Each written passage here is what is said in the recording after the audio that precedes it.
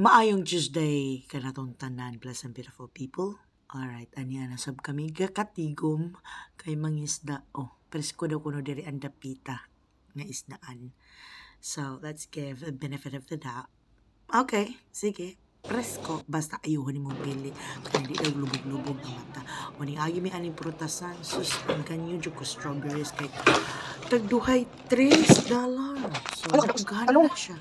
Uy, first time na akong kita ko kay talong, maragi kadak ang coconut. So, kanira gid akong tuyon ta, ginger.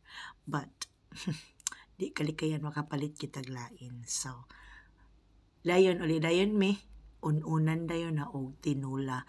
O niya, nakapalit sa mig danggit, that's black travel.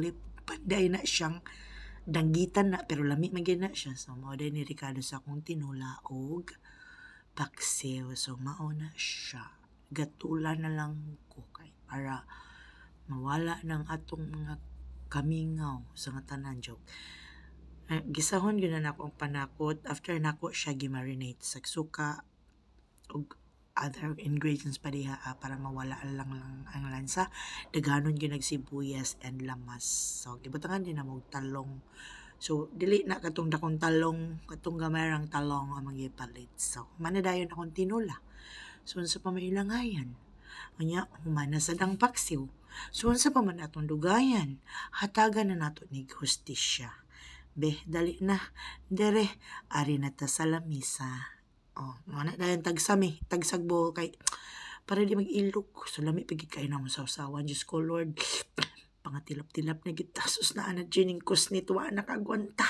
Oh, mana dayon eh, after sa kasadya sa baba. Wa gibinlag bukog ang iro eh.